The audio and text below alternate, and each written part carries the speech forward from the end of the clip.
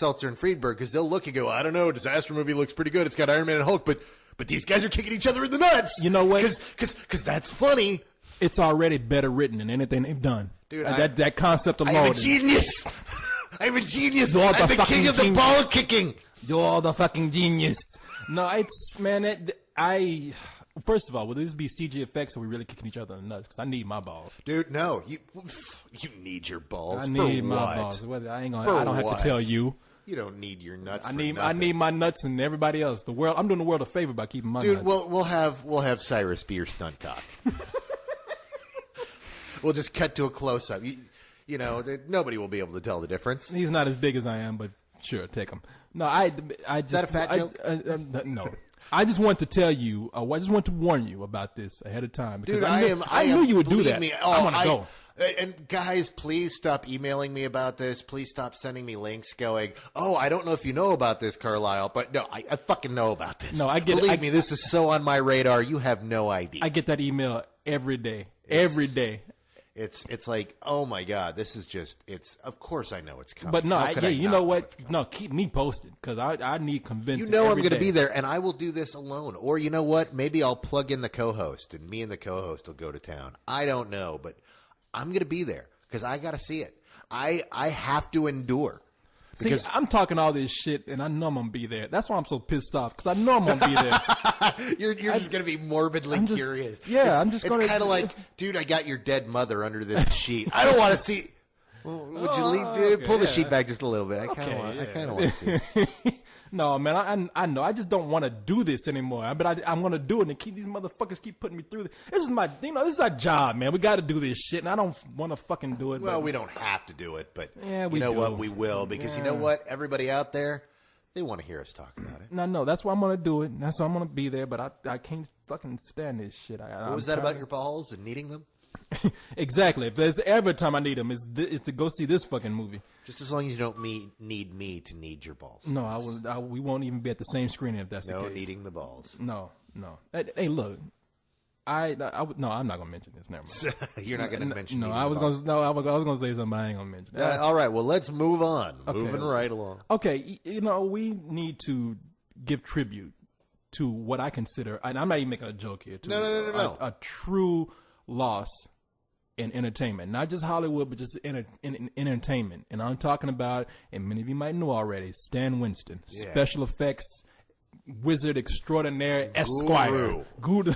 He's the true love guru, because I love this guy, He's the man. Blood guru, man. If you are over the age of 5 and you're not some mutant from The Hills Have Eyes, you actually live in a place that has electronics and electricity, and you have seen a movie, you've seen this guy's work. You might even know his name. Everybody's been touched by this guy. That sounds weird, but you have. No, he's been doing it forever, and he has created some of the most iconic special effects of the last few generations. He created the Terminator.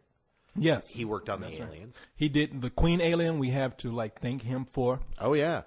He did the Predator.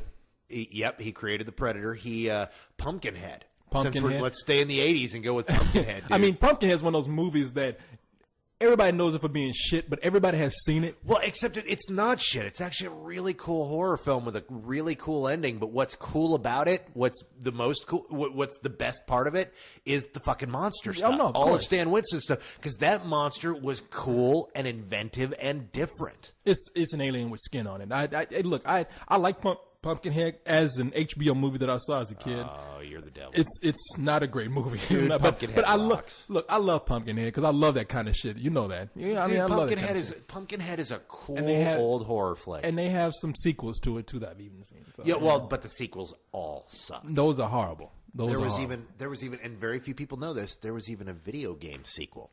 What? No, I didn't know that. Yep, there was a Pumpkinhead 3 made for computers. For computers, okay. So that means somebody just wrote some cheap ass program and put it out there. No. It was for sale. You could buy the Pumpkinhead video game, but it never came out on NES or anything like that. Oh no! Okay, it was computer gaming. PC game. Okay. No, Stan Winston, the T-Rex and Jurassic Park, and all of the physically done dinosaur work was done by Stan Winston. Some people pointed out that that ILM actually did the dinosaurs. No, it was a joint thing between ILM did all the digital work, and Stan Winston did all the physical work. all the animatronic and stuff. All the animatronic stuff was Stan Winston. Yeah, no, he's done stuff constantly. He then got into producing films and produced what was a surprisingly good entry into the hillbilly genre. He did produced Wrong Turn. I didn't like that movie. I dug that movie. I hated Dude, that had movie. some. The thing is that had some great kills in it. That's what was so cool. See, I didn't even think that. Dude, when the woman gets the axe through her mouth and her head is sitting on top of the axe in the tree and her body tumbles down to the ground, that kill was freaking okay. fantastic. I forgot about most of that movie. That one was all right, but that movie was bad. That movie's bad. That movie's bad. That and Pumpkinhead are bad. Fucking blown. I didn't say Pumpkinhead was bad. I said Pumpkinhead was great as an HBO movie. I mean, and it came. That's why I saw it. That's HBO. A backhanded compliment, dude. That's like saying you're a good lay for the only guy I've had sex with. I tell you, today. if Pumpkinhead had come out in theaters, God bless you, Stan Winston. It was in theaters. What, Pumpkinhead? Pumpkinhead was not direct to cable. Pumpkinhead was in theaters. That movie didn't win. That movie did not go. It came out in the 80s, dude. That movie, I don't recall that movie. Look, I'm not going to argue with that. I don't recall that movie ever been released in theaters. I remember that movie. If it did, it was a very limited release because that movie did not go to theaters everywhere in this country. That was not on crack. That was not a major release. One of those things where because you didn't see it out there, it didn't exist. I'm from Waco, man. Maybe it didn't come to Waco, but that movie was not a major release. I can tell you that right now. That movie rocks. Hey, I saw it on HBO. It was cool. If I'd seen it in Wrong theaters, Turn. I'm not calling it genius, but it was one of those films we walked into going, man, this is going to be awful. We acting like walked out going, dude, that was fun. No, we acting like Pumpkinhead is Stan Winston's greatest creation. Pumpkinhead. It was, but for those of you who think that he just did Monsters, though, his last, I don't know if it's his last, but I know the last thing that I remember him doing is Iron Man. I think he did the first suit. He did the first suit. Yeah. And because that's one of the things about Favreau is Favreau was very big on having practical effects in his film. Mm-hmm. Favreau is just he's hardcore about it because he believes that special effects are a magic trick. And when you do a magic trick, you show the audience a real object, and then you do your magic woo-woo, which is the CG effects, and then when you come back and hand the object back to the audience, it's the real object again. Did you just say magic woo-woo? Magic woo-woo. Woo-woo. That sounds dirty, man. It is not dirty. Can it you is woo-woo. Everyone knew. Woo-woo-woo-woo. Yeah, we're going to... Yeah, now we're going to be singing like late 70s, early 80s. You remember that song? Yeah. You woo, magic woo. I'm sorry. I remember? Of course, woo, woo, woo, woo. Most ridiculous song from the fucking 80s. Yeah. No, there's a lot more ridiculous, but that's up there. I'll give you that. I'm just surprised you know that song. Dude, I know all the crap from the 80s. If it was shit and in the 80s, I know it. You were there. You were there to there. smell it. But no, Stan Winston, man, guy's a true genius. He created just incredible special effects. Odds are, if there was a blood or crazy monster effect out there, he either created it or inspired the guys that did. Yeah, and there's so many of my friends that are in the special effect industry that Stan Winston is their hero. It was that was the guy who got them into it because they said, I want to do that. And so, nice. So that home video that you showed me with those guys with that cheap latex masks that they had on, they were influenced by Stan Winston. Oh, that was cheap latex. Yeah. That wasn't real at all. No, that was me and a couple of friends making a movie. Influenced by Stan Winston. Yeah. There's nothing anyone should call the cops about on that video. There's nothing at all. That porno I saw that was influenced by Stan Winston. That chick with the prosthetic penis. Hey, look. I think that this guy here is really he's a true legend, and I respected him because we always talk about CG effects taking over special effects in Hollywood, where people should probably think about using practical prosthetics and animatronic effects instead. I mean, all this whole thing of using CG sometimes has just gone overboard. Yeah, no, the thing that actually bugs me the most in movies is CG blood. Because they haven't perfected CG blood yet. And you see scenes where it's like, dude, was it really that hard to get some blood work guys on the set to do that? Do you really have to? Do you really have to do CG sprays? Come on, man. What the hell is up with that? You can get a Ziploc bag and some red colored syrup and do that shit. I mean, you don't have to do CG effects. CG effects has just become so easy with people because you don't have to go on location to shoot anything. You have to use any practical supplies, anything. You can just all you got to do is phrase you always hear is "I will fix it in post." Exactly. That's what I was going to say. You have a guy sitting at a computer where you see something, and that's fine. It's used as a tool. It's okay to say, yeah, let's straighten this out right here. Let's add something. But people really should start thinking ahead more and think about using more realistic. I guess I want to say like practical. I've used that word too much. But that's what it is. But that's what it is. Practical effects. I mean, yeah, they should think about using that. That's the name for it. It is called, for those of you learning like physical effects right there. It's called practical effects. Exactly. You do it digitally or you do it practically. Exactly, and it's right there and it looks real. I keep saying this over and over again. We've mentioned it over and over again. Go watch The Thing. A movie that was made back in 82, 83. Dude, the thing is perfect. Yeah, and that movie is nothing but. That wasn't Stan Winston though? Was it? No, I'm just saying. No, I'm just saying as an example of using prosthetic effects and animatronics. That movie shows you how realistic it can be. But the thing about Winston, what really made him was the fact that not only was he adept at creating really awesome effects and doing great blood work and great just destructive effects, but he was also great at creating monsters, which is the reason I brought up Pumpkinhead, because I wanted to address the fact that he did several films where he created these iconic visual monsters, where he designed them. That was him. From his brain came these nightmares, and that is just incredible. Yeah, no, if anybody I wish would come out with a production book, all the sketches, all the logs, all just the chronology of what they were doing. I hope that somebody releases something on his work. And maybe they have already. I haven't looked. I mean, I'm sure somebody's going to correct me if they have already. But I would get that in a heartbeat because this guy is really, truly one of my heroes as growing up. If nothing else, I'm one of those dudes, man. I'm not gonna lie, and this is so cheesy. I wasn't in the theater bawling or anything, but I was such a kid who loved dinosaurs growing up that when I saw Jurassic Park, I cried when I saw dinosaurs brought to life on the screen. That's right. I really, and I don't like that film at all. I hate that film. Let me tell you something. First, I get why people dig it, but that's been a film for a long time that I saw it when it was in the theater, and I was just like, wow, this is crap. Okay, first of all, fuck you. Okay, fuck me. Yeah, exactly. How dare you? How dare I? Because I didn't like it. That movie, yeah, you'd like all this bullshit. You sit here and shit on everything. You sit up here talking about. You're going to go, you like this movie and this movie, but you don't like my piece of shit. You motherfucker. Come in here and you talk are a about motherfucker. Goddamn Pumpkinhead, and you going to shit on Jurassic Park? I didn't like Jurassic Park. You asshole, you. How dare you? How dare I? How because dare you? I say what I think. Exactly. I know, and sometimes that's to a fault. You got your fucking mind. The Jurassic Park movie is legendary. And here's the thing, though.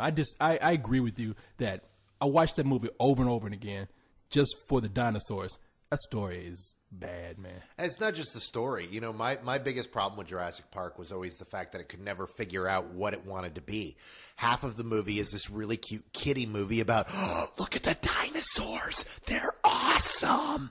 And the other half of the movie is like, we want to be a scary horror movie, but we don't want to be rated R. See, so it's like, here's a bloody goat leg on your windshield. Scary. And it's kind of like, no. It was just, it's tonally all over the place. No, the movie was bad in characters, and there was some storylines in there that, I mean, some You're just some angry plot that they holes in killed there. Sam Jackson early. Oh, that man, Sam Jackson, the first frame of that movie, they kill a black guy. It's like, hey, look, it's Sam Jackson. The credits haven't even rolled yet, and they kill a black dude. But Sam Jackson is funny because there's a scene in the movie like, I mean, he practically that word again. He just comes down and says, I'll be right back. And you're like,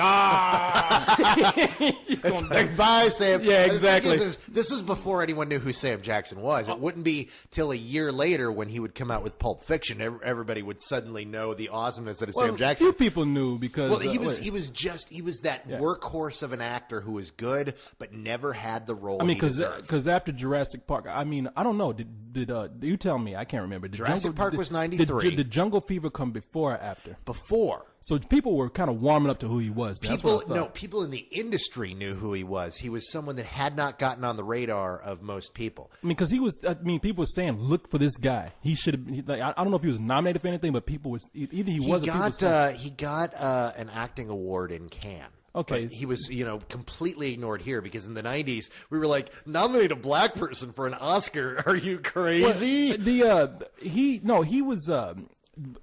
He blew up with Pulp Fiction. Everybody knew that, but people were beginning to know who he was. He was if you were paying attention, yeah. When I say nobody, he just wasn't on America's radar. Nobody knew who he was. See, I disagree with that. And it's not that nobody knew who he was. He just hadn't been like a name. He was the junkie in Jungle Fever. It was a really great role that people who were into film dug the guy and looked at his work and had seen him around for a while.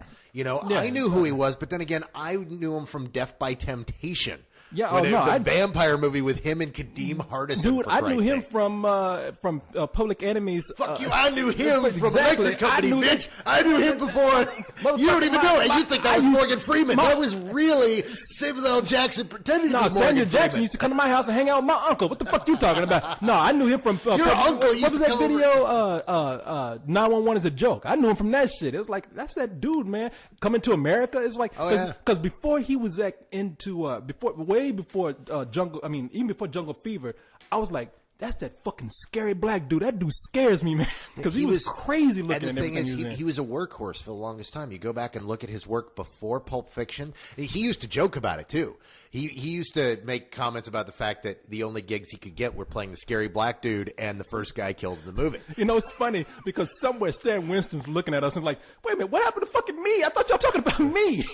No, we talked. It's called a segue. Stan Winston understands. We didn't have a proper segue. We didn't even give him a nice. We're moving on and talking about other things. No, Stan Winston. I would not let this go. We did not. Damn it. We did not give him a proper rest in peace.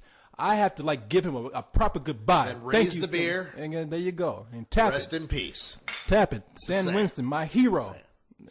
Brought dinosaurs to life for me. Stan the man. That's right. Right, and Stan Winston would be so ashamed of you talking shit about Jurassic Park like that. That movie brought brought people's dreams to life. I didn't bash on his. Sit up here talking about goddamn awesome. Pumpkinhead, and you gonna bash on Jurassic Park? Damn right I am. Are you crazy? No. What kind of goddamn world are you living in? I don't like this. I'm living in a world where I watch good movies with Lance Henriksen. Exactly. That's why you fucking love. What was that movie that you loved so much when we first met you? Like when we first, right before we brought you on, the first thing we were like, what the fuck? No, you're thinking of the movie that I enjoyed that I found funny. That was this culty movie that most people hate. You're thinking Death to Smoochie. Death to Smoochie. That's the first thing we saw you on. We all looked. Leon and I looked at you and were like, what the fuck is going on? You like this shit? It was crazy dark humor. There are a lot of people that like that movie. It's a very underground kind of culty thing. It's definitely not a mainstream film at all. You know what else is a culty thing? Scientology. That shit ain't that good either. No, that's a cult thing, not a culty thing. Exactly. And what you in the cult of Smoochie with that shit. You know what else is culty? Fucking Blow Me. Really? Yeah. I'm not a part of that cult yet. No, you will be. I don't think I will. I'm gonna turn that down. Thank you very much. But you got something you want to talk about? Do you have anything that you want to talk about? How much time we got left? We have 12 minutes. Well, then you know what? We'll save that for later. Let's move on to the next email. You want to move on? We're going to do another email? Let's do another email. I know you got one. Oh, fuck. You know what? I just lost it. Aww. I just got an email in. Oh, good. No. Well, don't do that. I mean, no, I'm not going to do that one. Oh, let's see here. Dear Corey, I love you. I don't think you get those that often. Not that often, no.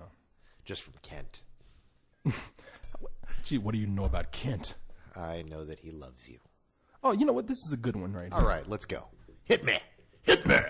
Okay. So he says, this is from Aaron. Aaron, who I want to give the biggest thanks to. Oh, you know what? Before we get to the email, this is what I want to do. I want to say that I don't want to put any specifics out there, but we probably had our best week ever. And I just want to thank everybody, first of all, out there for being who you are, coming to the site, making it what it is. And so far we're growing pretty well, and a lot of people have asked me, "What are you going to do to celebrate this?"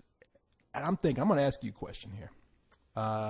Nude bingo. There you go. Answer right there. There you go, bingo. ladies and gentlemen. Whenever the question is up in the air, the answer is nude bingo. B14. I got a B14 down there. I'm gonna take my clothes off right now. I got pick up the bingo boards back there, Carlisle. Nude bingo. I-20. Tomorrow, people are gonna have a discussion, wondering what the fuck is nude bingo. How do you play that? I think it's pretty self-explanatory. You think so? Playing bingo with no clothes on. What the fuck? Yeah. I would never be in the same room with you doing that, though. Because you want to know where I was getting the balls from. No.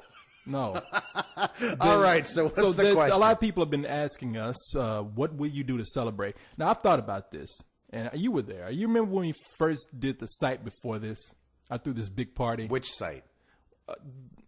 You know that big party I threw. I don't want to say, but you know that big party. You could say it. It's defunct. When you were talking about other site, I don't know if you're talking about the various incarnations of Spill or if you're talking about the Real Deal that we used to do back Okay, I'm talking about Real Deal. Yeah, when I I remember first the Real started Deal out, party. Before we moved on to Spill, we'd had another thing called Real Deal, and that is the thing that kind of led to Spill. But yeah, we threw a big party not a for secret. that. Okay, so we threw a big party for that. And a lot of people came out, and people I've never seen again. Exactly. Well, they came out and drank our beer. Well, you don't see them because we do a website. And what was actually kind of cool was the song that plays at the end of every. The band was there. The band was there performing that song. Vehicular. They played a live version of the song that you hear at the end of every video and a little bit at the beginning. They still together? Yes, they are. I think I heard last that they would still perform in certain places. We might have to bring them back. Hey, come on back, Vehicular. If nothing else, they'll have to do a reunion, like a reunion tour, one song in one spot. That was actually really kind of a kooky party too, because the person who was the manager of the bar that you chose to do that party was in high school with me, and she. She.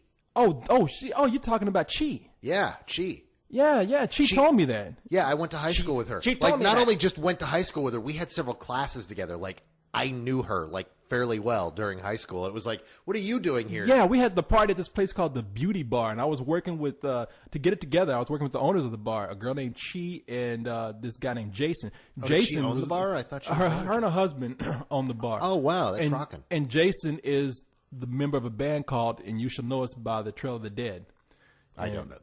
I know that, man. It's funny because I've heard that band before, and I met Jason. I was like, wow, you in that band? That's cool. But they set that party up for us. So what I'm saying is, I want to throw a party when we hit 10,000 members. I said that a long time ago. When we hit 10,000 members and our numbers keep growing like this, because we really had some impressive numbers this week, I would throw a party. Now, here's the question. I would prefer to throw the party here in Austin. But maybe I could do something in New York where the crew could go to New York. And we could find some place to do it. Yeah, but you know what? I don't see, as much as I've been wanting to go and kind of chill in New York and meet the mysterious shadow masters behind that are pulling the strings of Spill. I kind of want to do it here in Austin with the people who have been supporting us for years. Well, at this point we have people supporting us around the world. Yeah, I'm well aware of that, but dude, I love Austin. I know I love Austin too. Look, I go to New York frequently, and I stay here. I can tell you, New York would be a really cool place to throw a party. It would just be really hard for people to get around. Austin is a really cool place, and if I do it in the summertime, if we hit 10,000 members by the summertime, I will arrange a party and try to do it here in Austin. I want to know how many people would actually come to this party from out of town. Oh, don't ask that, because everybody will say they'll come. I know, and they won't show up, but I just want to hear this. I just want to know. I mean, maybe we can work out something, but I would really love to know if anybody would even make an attempt to get here in Austin for a party. And because I'm going to do one either way it goes, one way or another. First, I was thinking about doing one for a promotion, but now I just want to do a party for a congratulatory thing, just for people who actually supported us. So we'll see. Just give me your inputs on the party. That's all. And I just want to tell you thank you very much for all your support, because it really has been a good month. Yeah. So that's it, man. Now we can move on to this email that I have here. Let's move on to the email. Oh, and before we move on, let me just throw something out there for those that listen. You're going to throw it. Go ahead. I'm going to throw it out there. Please do me a solid and don't send me emails asking me to mention your email on a Coco. It's something that I've been getting a lot of, especially on Mondays after we post. It's like, hey, here's a question. I don't do the questions for a Coco. That's Corey. Send them to Corey. You can if you want. Well, yeah, except I don't. Okay. I just don't, because it involves having to print them up and bring them over here and decide between questions. And really, send me Ask Carlisle questions, because we're kicking that back up again. I'm going to be answering questions in the blogs, and I want those questions. But mention, just when you say, hey, can you mention this on a Coco? It's kind of like, no, I can't. I'm not going to think of it because you're sending me this, and that's not where my head is. So send them to Corey, and Corey likes to bring those up, but me, I'm not going to bring them. Seriously, guys. All right. Well, we have 5 minutes here left. Perfect so let's time to answer this question. All right. As I had started earlier, this is from Aaron. Aaron's one of our most active members. I feature him a lot on the front page, and he says... Which one is Aaron? Aaron does a lot of news, man. He's the one with the Simpsons icon, the avatar. He's on the front page a lot. He really is. He goes beyond the Call of Duty for this stuff. But Aaron says, anyway, he says, so I went to see The Love Guru on Friday, wrote my review, and gave it a very low rental. But after I wrote it and saw both the video and audio review, I started to remember everything that happened in the film, and I realized at that point it was all bullshit. If you want to read my review, go to my blog. He says, anyway, my question is, has there ever been a movie that you had second thoughts on, much like what happened to me? Well, a number of times in one way or the other. There's movies where the most notorious with me is the first time I watched this movie called Reservoir Dogs. I fucking hated it. Never heard of it. Yeah, no, never heard of this movie. And a lot of people felt this way. The first time you watch it, you're like, what the fuck? Are you kidding me? You ended a movie? Like, what the hell? But then the movie doesn't leave you alone. All week you're thinking about it. And I'm like, you know what? I got to check this movie out. And you sit down, you watch it again, you're like, holy crap, that movie's genius. Wow. That movie, and that was the movie that kicked my ass back in the day. That was in a good way. The original Hulk, the first time I saw. I knew you were going to say that. But because that's the one where really, you know me. I don't reverse my opinion often. I'm not one of those guys where I'm all hyped up 1 minute and then like you talk to me 6 months later, I'm like, what the fuck? I hated that movie.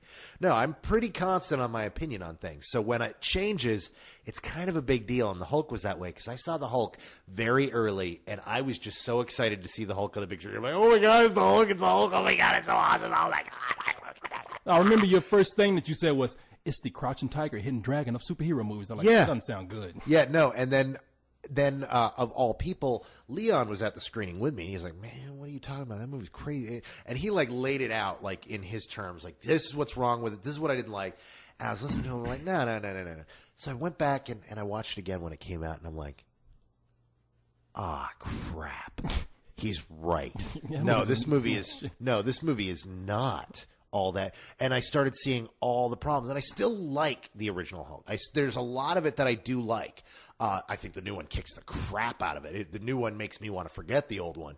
That's how good it is.